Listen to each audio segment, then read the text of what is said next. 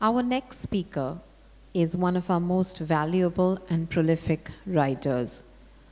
What is remarkable about him is that he has consistently taken time from his busy schedule as a career diplomat and politician to plumb the depths of ancient and medieval Hindu texts and shed light on our civilization through its philosophy, its literature, and its ideas.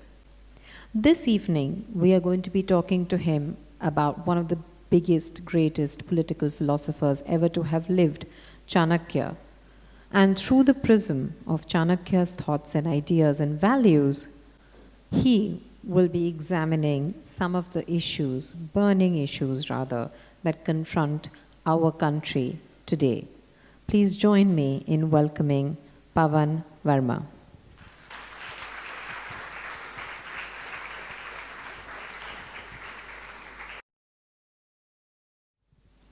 Welcome, Pavanji. Thank you for joining us. Most people here have at least a vague idea of who Chanakya was, the person I referred to? Yes? Okay, that is an overwhelming yes, and even so, I'm going to ask you to start with if you had to describe Chanakya in a sentence or two, how would you describe him? Frankly, I'd describe him as a man with great strategic clarity, fixity of purpose, strategic clarity, an uncluttered mind, and a man who knew that to reach the goal may receive setbacks, but that you never lose sight of the goal. That was Chanakya. You know, when we think of Chanakya, the first thing we think of Chanakya Niti, the first thing that comes to mind is politics. Before we move on to the broader aspects of his life and his thoughts, could you tell us a little bit about his political ambition and acumen? What did he set out to do and how did he achieve it? If I could sum it up, Chanakya unseated one king, groomed another, threw out the Greeks, and established with his advice one of the largest kingdoms India has ever seen in one lifetime, and wrote the Arthashastra, which is a seminal treatise on statecraft. What is ironic is that he's called the Machiavelli of India. Now, Machiavelli was born 2000 years or 1500 years later. And it's a sign of the colonization of our mind that someone who preceded Machiavelli and certainly created enough grounds for Machiavelli to be called the Chanakya of the West. We call him the Machiavelli of India. And there are other differences too. Perhaps both had a sense of ruthlessness, which in part is required if you are dealing with situations which are adverse enough for you to proceed towards your goal like a hot knife through butter. But the amorality associated with Machiavelli is not the case of Chanakya. Chanakya spoke about just rulers. Chanakya spoke about duties. Chanakya spoke about achieving what you set out to achieve through the right means as well. But where statecraft was concerned, he was ruthless to the extent that he was willing to use all instrumentalities to achieve the desired objective. Sam, dam, dand, bhed. Reconciliation, inducement, punishment, subversion, and a fifth instrumentality, which is called asana, or the strategic art of sitting on the fence, which few people know about, but it's all part of Chanakya Niti. P.V. Narasimha Rao perfected it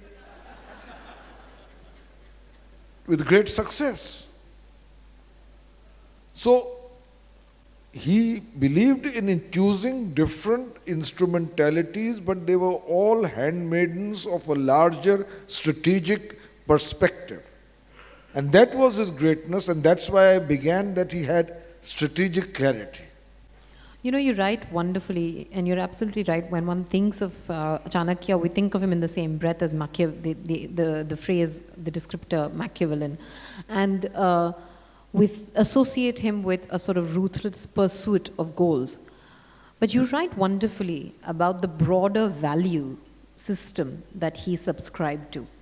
Could you tell us a little bit about that? I know you started talking about it, but I would love it if you elaborated on that a little bit. You know, Chanakya believed in a kingdom run, and he's talking of monarchies. So let's not judge him by the hindsight of history. Was he a great democrat? We tend to do that.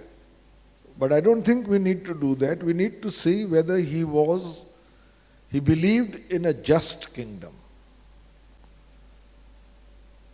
where the success of the ruler depended on the voluntary concurrence of support of the people. In other words, he says that in a kingdom of people are unhappy, the king is useless.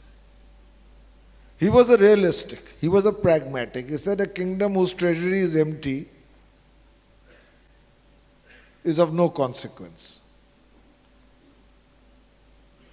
He said you should not be inflexibly honest,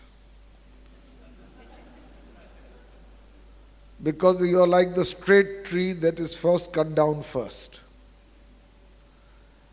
These are reasons why people associate him with a degree of suppleness as far as morality is concerned. But nevertheless, he believed in a just ruler who ran the kingdom with the consent of the people and above all ran it efficiently. I think what gave Chanakya a rash, and I have no way to historically prove this, what gave him a rash was inefficiency. You have a job to do, you do it well, you do it with clarity, you choose the right instruments, you chart the path towards the goal. And by the way, it was not as if he was autocratic. He admitted dissenting views. If you read the Arthashastra, in so many places he asks for and admits opinions which are different to his. But having then put them on board, he says, between these, I believe this is the right choice. You know, I'm curious, when you look at Chanakya and his values and his ideas, do you see them as standing out where our civilizational ethos is concerned, or do you see them as a continuum of the essential civilizational ethos of this country or civilization, however you wish to call it? No, I think Chanakya was part of a spectrum where there was a yardstick of excellence in any creative endeavor. I mean, it's quite remarkable, and I'm not glorifying a certain period of history. That is not my pursuit. But if you talk of philosophy and metaphysics, who can beat the compressed cerebral energy of the Upanishads? If you are talking of the exploration of truth, the 6 systems of Hindu philosophy, none of them seeking God. Each of them pursuing the question almost in an atheistic tone about what could be the ultimate truth. That is the process.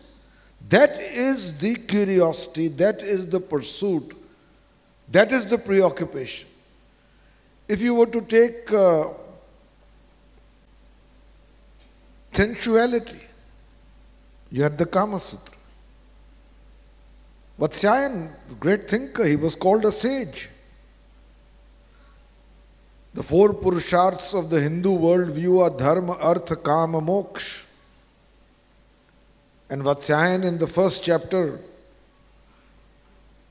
you see, people think Kama Sutra, the book, is about impossible postures only. It's not. You've got to understand, I have a book on the Kama Sutra among my 23 books. But nobody has read it. It's my least read book because people only see the illustrations. But in the first chapter I'm just giving you examples to show how there was a phase where we were the benchmark of excellence. Vatsyayan is asked by an imaginary interlocutor, and that's the other thing about Hindu civilization, which Chanakya also illustrates, that it's always a dialogue. The Upanishads are a dialogue, the Bhagavad Gita is a dialogue, the Brahma Sutras are a dialogue. And Vatsyayan is asked by an imaginary interlocutor in the first chapter, why do we need this book? And he says that if the four purusharths of the Hindu worldview are dharma, artha, kama, moksha, each of the first three, pursued in proportion and none in exclusion, as part of a balanced life, lead automatically to the fourth, which is moksha or salvation. Look at the sheer lucidity of concept.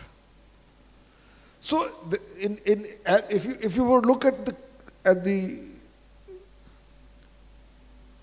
visual arts, who can beat the ethereal nature of the Ajanta paintings?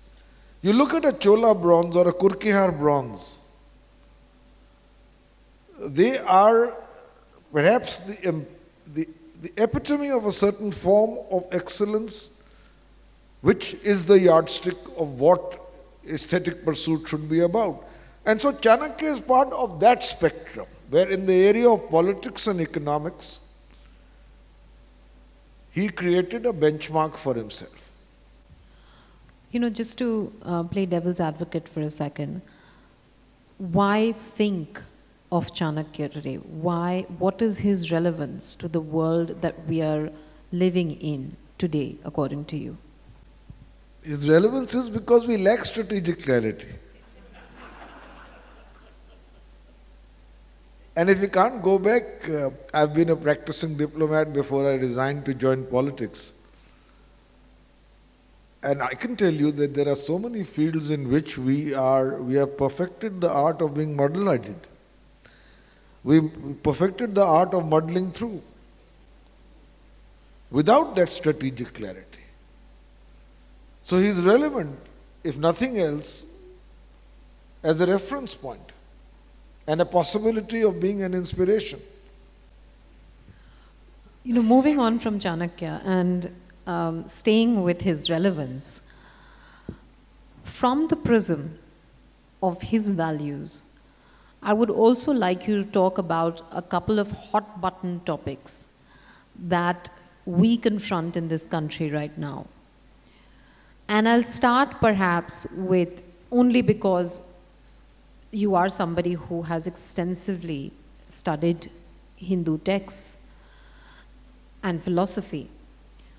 What do you make of the Hindutva or Hindu nationalism discourse, which to a large extent also seems pegged on a sense of Hindu victimhood today? How do you reconcile that, if at all, with your understanding of Hindu texts and philosophy? You see, the great Hindu spiritual tradition is dialogic, inclusive, eclectic.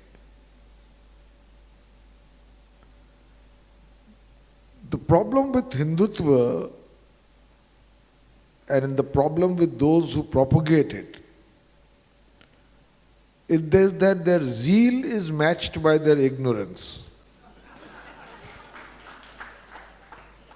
In other words, and partly why they succeed is because those who can counter them don't know enough of Hinduism. You began this session by asking how many know Chanakya, but perhaps you may not have had a universal answer if you began by asking what are the three foundational texts of Hinduism, what are the names of the six systems of Hindu philosophy.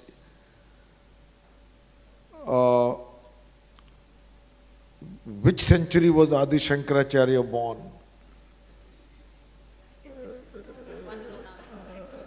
Which is entirely inaccurate. So, therefore, the point I'm making is that the monopoly of truth of what Hinduism is or what a Hindu should be, that is abrogated by the Hindutva illiterate bigots. I am separating the possibility of an ideology with its practice, as practiced. Part of the reason it succeeds is because the vast majority of Hindus are not sufficiently conversant with their own spiritual tradition to counter them. And that is because Hinduism is a way of life. There's no one God, there's no one text, there's no one prescribed ritual, there's no one pope, there's no one mandatory congregation. And so it's a way of life in which you are a practicing Hindu and you participate in some rituals and you don't know their meanings, but you still do. And you go on with your life. But actually, Hinduism is essentially recognizable by the grandeur of its intellectual thought. And we are not sufficiently acquainted with it to be able to provide a counter. For instance, the Upanishad says, Ekam Satya Vipraha Bahuda Vadanti. There is one truth, wise people call it by different names. Ano Bhadraha Kritavo Yantu Vishvata. Let good thoughts flow from me to me from all directions. This is an audacious thought. This was articulated at a time when most people in most parts of the world were saying that only what I believe is true, there can be no good thoughts outside. Ekam Satya Vipraha Bahuda Vadanti, that their truths can have many shades of grey, even if it's ultimately one, was an audacious thought. Because at that time in history, most people said that what we say is the truth only. Udaracharitanam Vasudhaiva Kutumbakam. For the big-hearted, the entire world is a family. It's an audacious thought because for most people, at that time, in any part of the world, people said, far from being the entire world as a family, only the tribal nature of our own setup is the family we have. So this is the tradition with which Hinduism has come down. I mean, as I said earlier, 5 of the 6 systems of Hindu philosophy can be technically described accurately as being atheist.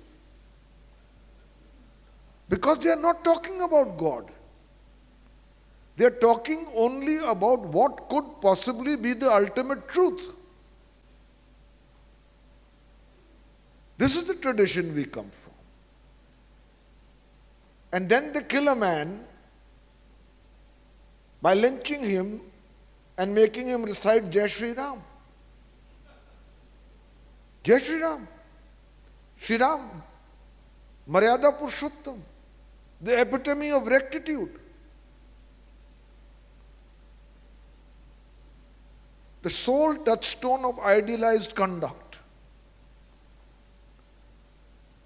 In Tulsidasa's Ramcharitmanas, Ram tells Bharat पर हित सरिस धर्म नहीं भाई, पर पीड़ा सम nahi adhmai. Parahit, the other's welfare. There is no bigger religion than the welfare of others, and no greater sins than injury to others. Ram says himself to Bharat. How can you weaponize Jai Shri Ram and use it in this illiterate manner and heinous manner? Therefore, I believe the vast majority of Hindus, whether they articulate it strongly enough or eloquently enough, still belong to the more universalistic, inclusive, eclectic, dialogic tradition of Hinduism. But their Hinduism is being hijacked under their very eyes by a small group of people who believe they alone have the right to articulate what a good Hindu is and what Hinduism is. And that has to be resisted. Because as I said, quite apart from the fact that they are making this claim, what is shocking is that it is based on such a foundation of ignorance. You know, you mentioned the killing of a man while he was being asked to chant Jai Shri Ram. These incidents have become more than frequent, tragically, in this country. Now, the criminal justice system in this country, rule of law in this country, has not always been a strong suit. I wonder how you look upon these lynchings. Is it simply an extension of the failure of rule of law, or is there something larger at play in this moment when we hear of these killings so frequently? I don't want to use these cases of lynchings to tarnish either the entire community or hold the entire government to blame. But I believe governments should be ashamed of the fact that lynchings are happening.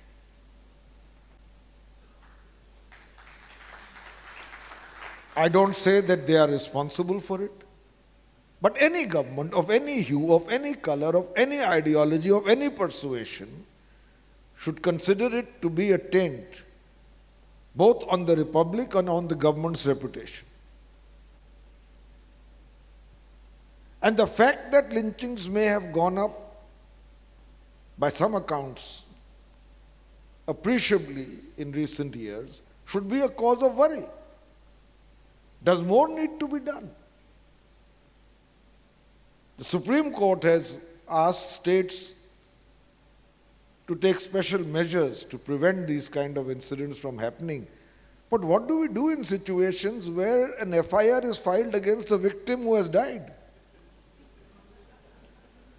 And those caught on video footage having perpetrated the crime are set free for lack of evidence. There is a sense of deep dissatisfaction at this kind of situation, if not anger. You know, you mentioned the use of Jai Shri Ram as a war cry, and one can't think of the weaponization of Ram without thinking of the Ram Janmabhoomi movement. Now, we happen to be at a time in history where the arguments in court have concluded. We are awaiting a judgment. And I would like to hear your thoughts on this entire sort of saga, as it were. Did you ever think a negotiated settlement was possible? What are your thoughts on what might happen in court, and what do you see as the way forward? Well, in Chanakya's view, my latest book, in one of the articles I argue provocatively enough why should not a Ram temple be built in Ayodhya? And it's something I believe. For millions upon millions of Hindus, Ayodhya is the birthplace of Ram. Ayodhya was the capital of the kingdom of Ram. To build a temple in Ayodhya is not something that can be proscribed. Mosques are built, gurdwaras are built, churches are built, a temple can be built and should be built. The question is how you do it. Because Ram is Maryada Purushottam. He is the epitome of ideal contact. And therefore, do you do it by demolishing a mosque? Do you do it by taking law into your own hands? Or do you do it through a Supreme Court judgment? Or by a mutually accepted and negotiated settlement between all stakeholders? I'm sure the preference of Lord Ram also would be for the latter. Now there are important new developments. While the Supreme Court judgment is expected on November 17, but it's a title suit. Facts, legal arguments are not always the best counterweight to faith. So I believe, while all parties should accept a judgment, that will not put a final closure if the judgment goes in favor of one party or against the other. Therefore, mutually accepted settlement is a very good way out.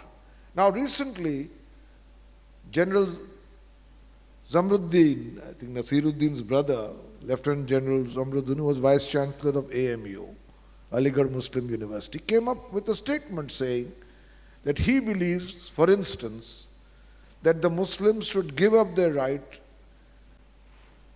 to the land which is disputed, and gave a set of 5 counter proposals as to what can be done for the Muslims.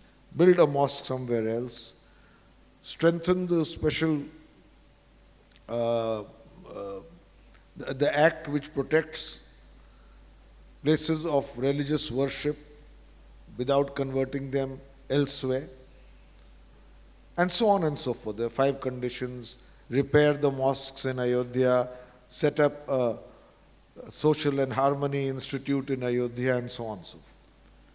At the same time, the Muslim Sunni Waqf Board came up with the proposal to also have a mediated settlement which involves the Muslims voluntarily giving up the mosque for the building of a temple and to be compensated otherwise for this gesture. The problem in this is not that these proposals are good, they should be talked about, and those who are outside the process of mediation should become parties to it. Problem is you have to put a closure to it. It has already created enough acrimony and hostility over decades now. We need to go beyond.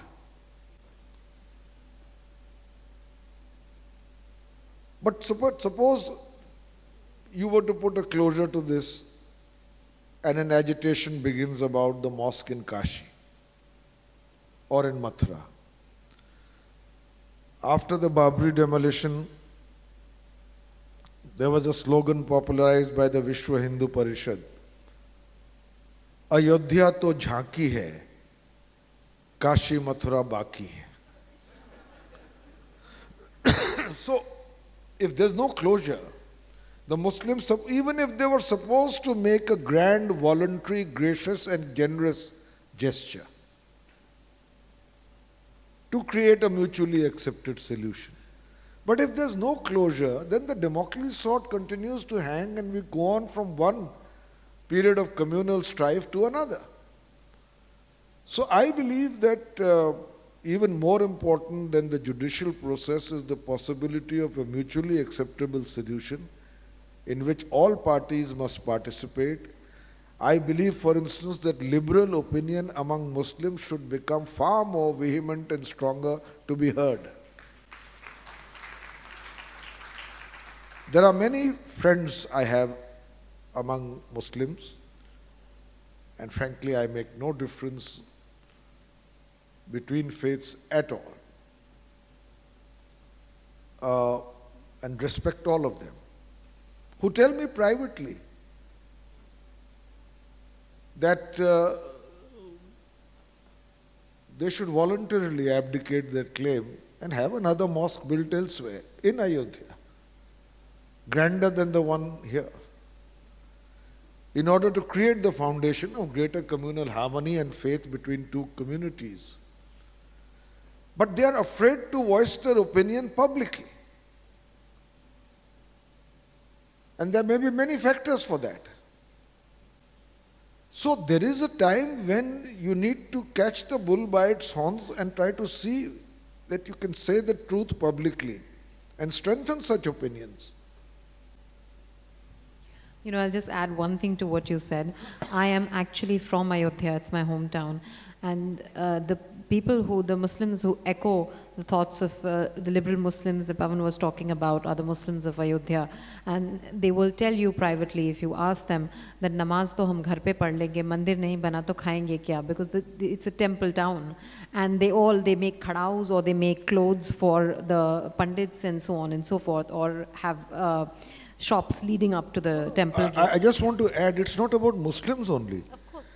The traders who are largely Hindu in Faizabad town, which is where Ayodhya is, went on strike at the peak of the Ram Mandir agitation.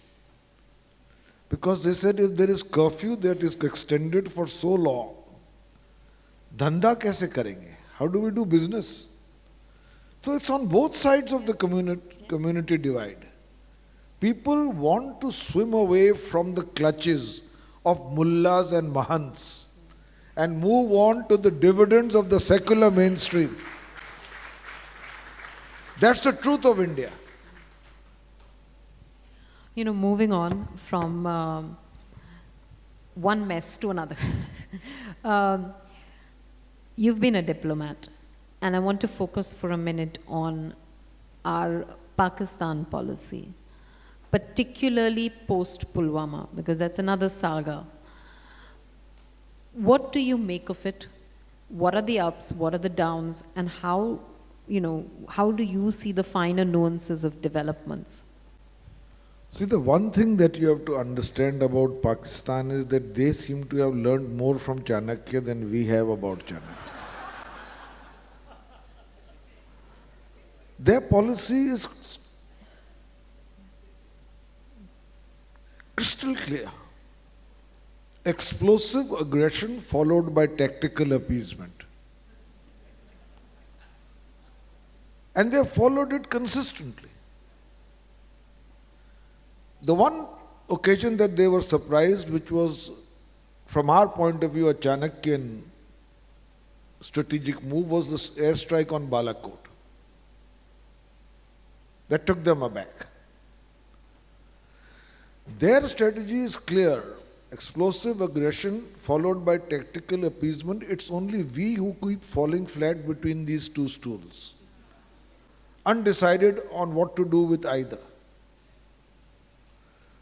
So I think we need far more strategic clarity with Pakistan. The same applies to China. For instance, China's policy to India is absolutely clear. Engagement with containment. And sometimes they go to flamboyant ways of demonstrating it. So when President Xi Jinping is swinging on a jhula with Prime Minister Narendra Modi on the banks of the Sabarmati, one of the largest incursions across the line of actual control take place at Chomar during a presidential visit, to make the point that there is engagement, but we will continue to contain you because we consider you as the Middle Kingdom to be in the long run a strategic rival to China.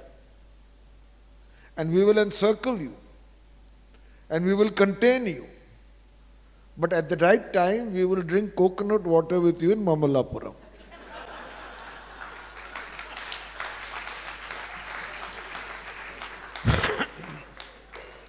So countries must know how to deal with other countries, and this is again what Chanakya teaches you. You must have unsentimental strategic clarity. And without it, then you waffle. Waffle may be a delectable dish, but it's exceptionally bad in diplomacy.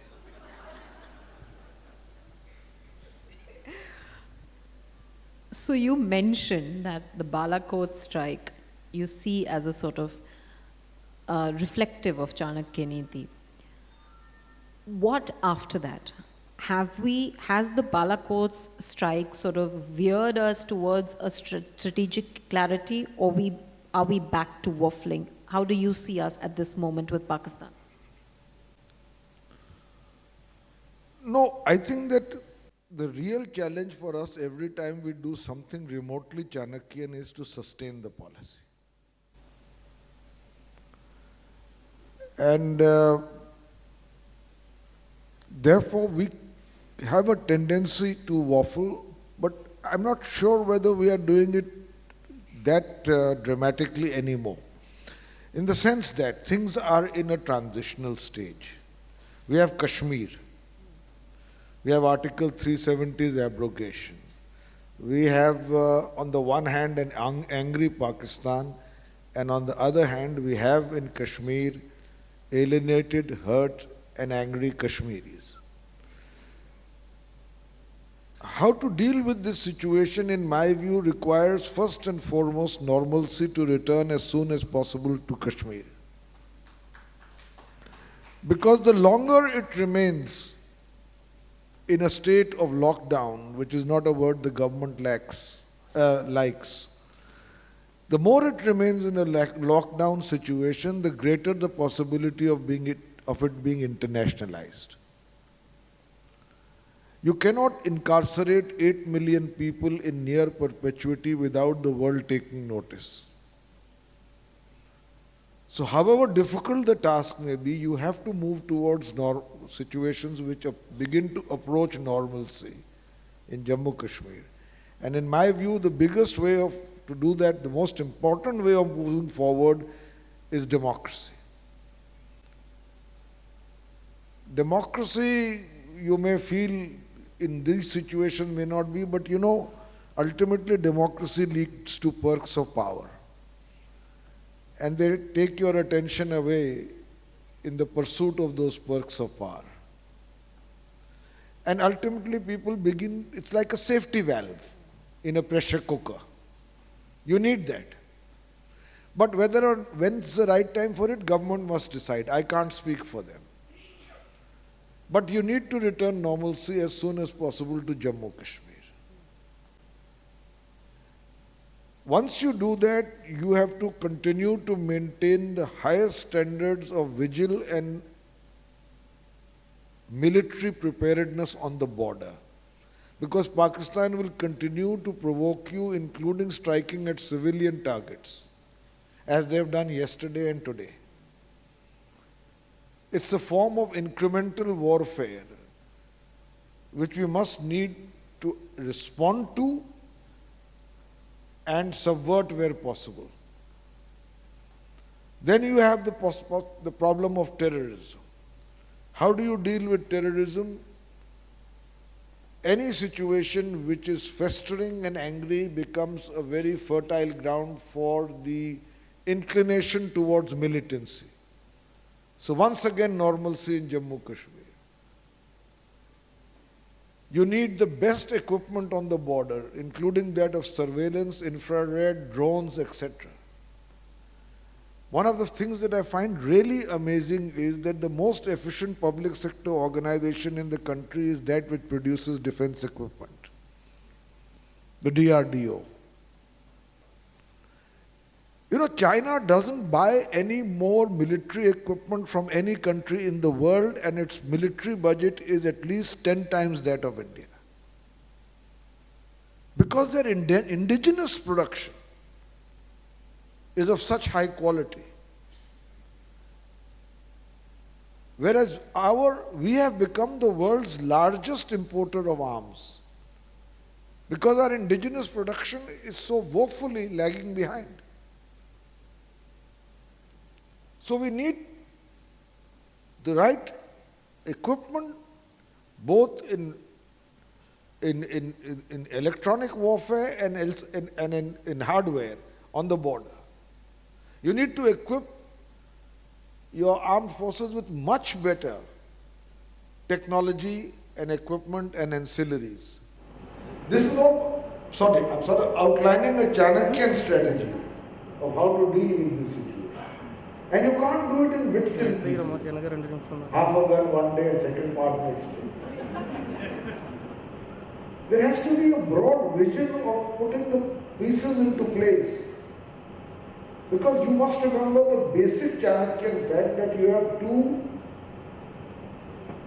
irreconcilably hostile neighbors on your border, China and Pakistan, and they are in collusion with each other against you.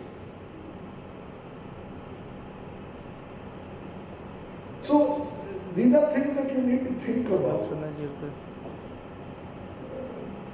They didn't make me a minister, so I can't contribute more than this.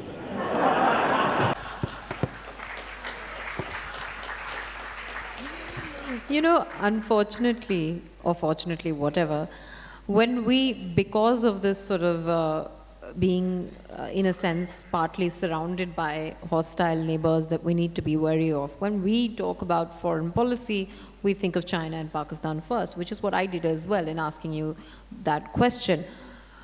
But when we talk about foreign policy and diplomacy on the whole in this moment, what stands out for you, both the good and the bad, outside of our relationship with Pakistan and China?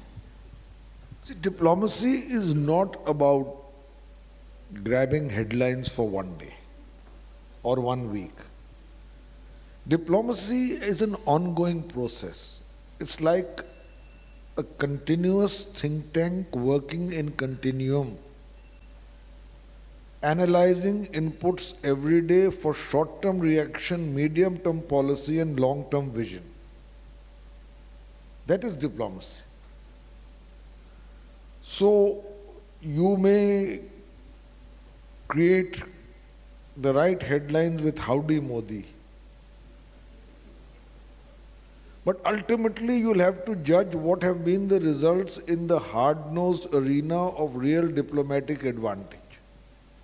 On trade, on visa regimen, on policy to terror, on relationships with Pakistan. That becomes your measuring index. And in diplomacy, there are certain lines you never cross. You never become part of the internal politics of another country. So you don't say, ab ki baar Trump sarkar. You don't say it. It's a no-no. Just like it's very unlikely that however friendly Howdy Trump is, that he will come to India and say, ab ki baar Modi sarkar. It's not done. So there are things that you do, things that you don't. There is no doubt that a great deal of energy, a great deal of activity has gone into foreign policy. But ultimately you have to judge it in terms of its concrete, tangible, verifiable results. That's again where Chanakya would come in. So perception is important. But I have a feeling that if you don't gain anything on your trade relations with America, other countries of the world who are also covering how the Howdy Modi event unfolded will be asking the same questions as we should be asking, but what did they actually get? You analyze the relations between two countries. You don't get overwhelmed by them by one event.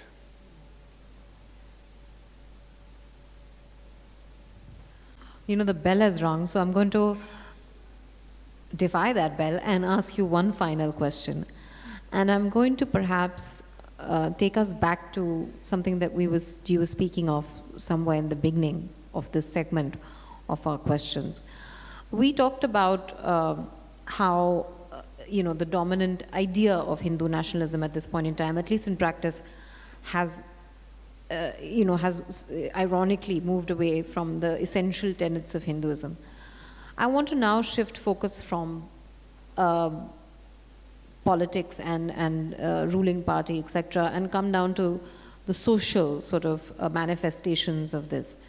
Do you feel that, I'm curious about how does a civilization that is based on such a dialogic, form of thinking about itself become increasingly intolerant and hurt?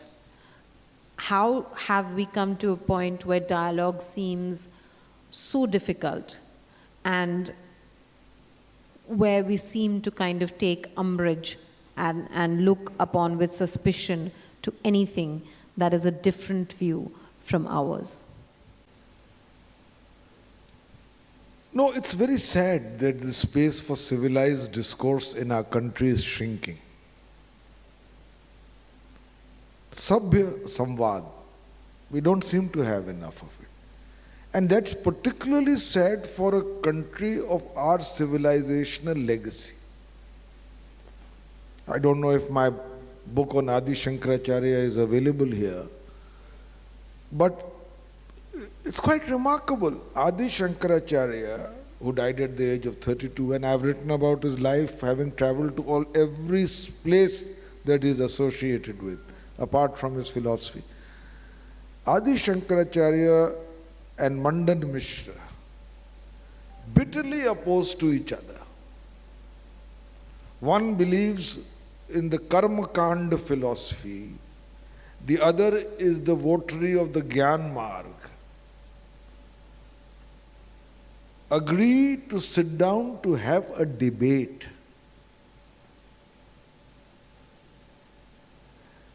And they agreed to sit down to have a debate, and such is their faith in the impartiality of that debate, irrespective of the divergence of opinion, that Shankaracharya agrees to Mandan Mishra's wife being the umpire.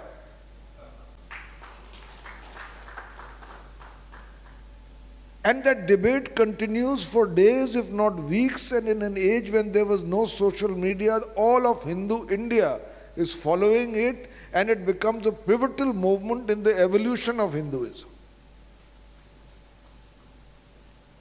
This is the tradition.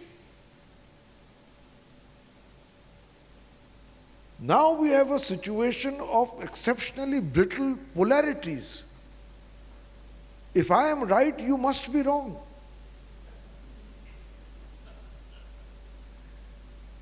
And these days there are several other consequences if you don't agree with me immediately and vehemently and enthusiastically and eloquently. Either you are anti-national, or you are a friend of Pakistan, or you are a peddler of fake news. So, what is happening to the texture, the fiber, the refinement of the civilization to which we belong? Always remember, Pragya, we may be a young nation, but we are an ancient civilization. And somewhere the two have to meet. So this absence of dialogue, there are people going around with syringes in their hands to take a sample of your blood to see how much of nationalism is in it. And this is wrong. I believe it's wrong because my patriotism does not need certificates. You may disagree with me. You may disagree with me. You may even think I'm being unpatriotic. But unless I cross the line of absolute sedition, you must have space for the fact that in a democratic nation, different views can be held and articulated.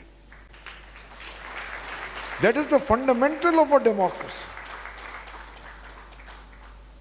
If we lose our democratic moorings, this nation will implode.